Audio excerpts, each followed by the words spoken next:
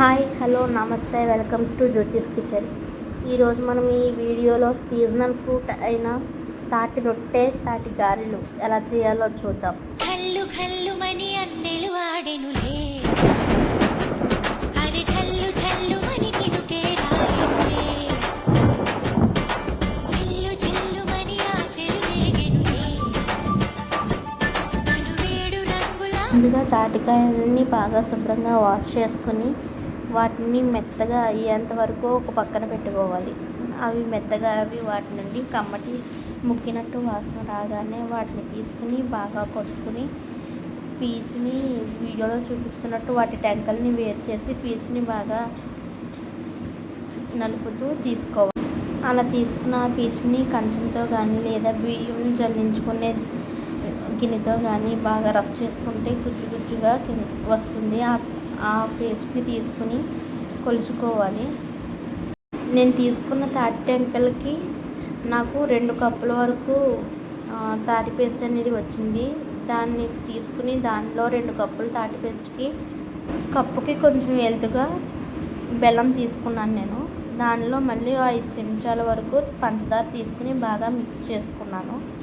దానిలో 2 కప్పుల తాటి పేస్ట్కి అరకప్పు వరకు బియ్యం పిండి తీసుకుని బాగా మిక్స్ చేసుకున్నాను.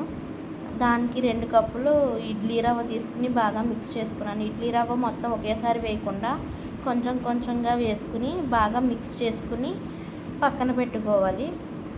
వీడియోలో చూపిస్తున్నట్టుగా కొద్ది కొద్దిగా వేసుకుని బాగా మిక్స్ చేసుకోవాలి.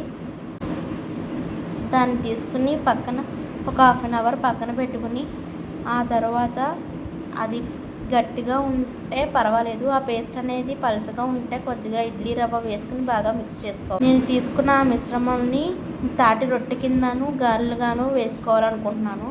కాబట్టి తాటి రొట్టె వేయడానికి నేను తీసుకున్న ఆ పిండిలో కొంచెం పిండి తీసుకుని పక్కన పెట్టుకుని దాంట్లో కొంచెం వాటర్ వేసుకుని బాగా కొంచెంగా పలుచగా అయ్యేలాగా చేసుకున్నాను. ఒక కేక్ బౌల్ తీసుకుని దాంట్లో అరిటాకు పెట్టుకుని దానిలో నూనె వేసుకుని ఆ నూనెని మొత్తం అటు ఇటుగా మొత్తం రుద్దుకుని నేను ముందుగా పేస్ట్ కొద్దిగా వాటర్ చేసుకుని కొంచెం పలుచగా చేసుకున్నాను కదా, ఆ పేస్ట్ వేసుకుని ఆ బౌల్లోకి బాగా మొత్తం నేను తీసుకున్న పేస్ట్ అంతా వేసుకుని సర్దుకున్నాను. ఆ మూలలన్నిటికి వెళ్ళేలా సర్దుకుని ఆయిల్ కొంచెం పైకి వచ్చేలా వేసుకున్నాను. కొంచెం ఆయిల్ తక్కువగా అయితే కనుక మీరు పైన మళ్ళీ కొద్దిగా ఆయిల్ వేసుకోవాలి. మరీ ఎక్కువ ఆయిల్ వేసుకోకూడదు. ఇప్పుడు దాన్ని ప్రీహీట్ చేసి పెట్టుకున్న కుక్కర్లో ఆ కేక్ టిన్ పెట్టుకుని దాని మీద మళ్ళీ ఒక ప్లేట్తో కవర్ చేసుకుని దానిపైన కుక్కర్ పెట్టేసుకోవాలి. కుక్కర్ మూత పెట్టేసుకుని ఒక హాఫ్ అన్ అవర్ లేదా 2 గంటల వరకు కూడా చూడాలి. అది ఉడికిందో లేదో అనేది అలా షాక్ పెట్టి చూస్తే తెలుస్తుంది. ఆ షాక్కి ఏమీ అంటుకోలేదు అంటే కనుక అది ఉడికినట్టే. ఒకవేళ దానికి అంటుకుంటుంది అని అంటే కనుక అది ఇంకా ఉడకలేనట్టు. ఆ కన్సిస్టెన్సీ అనేది మనం చూసుకుని చేసుకోవాలి. ఇంకా మిగిలిన పిండిలో కొద్దిగా తీసుకుని అరిటాకు మీద ఆయిల్ రాసుకుని ఒక పాన్ తీసుకుని దాంట్లో ఆయిల్ వేసుకుని అరిటాకుతో ఆయిల్ రాసుకుని దాన్ని తీసుకున్న తాటిపేసాన్ని బాల్ కింద చేసుకుని వత్తుకుని కొద్దిగా వాటర్తో తడుపుకుంటూ స్లోగా తీసుకుని ఆ పాన్లో అనేది ఆ గారెలు అనేవి వేసుకోవాలి. గారెలు వేసుకునేటప్పుడు చాలా జాగ్రత్తగా వేసుకోవాలి. ఆ నూనె అనేది మీద పడుతుంది.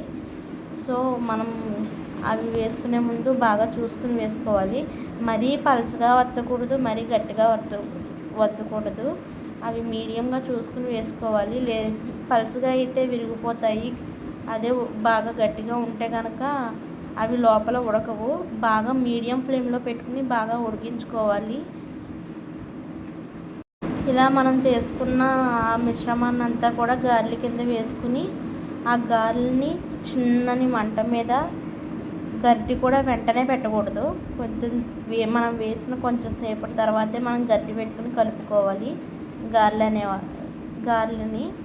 అలా అవి బాగా కుక్ అయ్యాక స్ట్రైనర్తో తీసుకుని పక్కన పెట్టుకుని అవి వేడివేడివి తినకూడదు, చల్లారిన తర్వాత తినాలి. వేడివేడివి తింటే కనుక మనకి చిరుచేది కింద ఉన్నట్టు ఉంటుంది.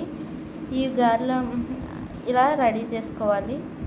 మనం 1/2 అవర్ తర్వాత చూసి పెట్టుకుంటే తాటి రొట్టె అనేది ఇలా రెడీ అయిపోతుంది.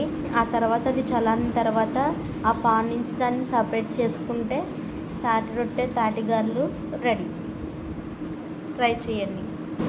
ట్రై చేసి మీకు ఎలా వచ్చిందో నాకు కామెంట్లో చెప్పేయండి. Thanks for watching.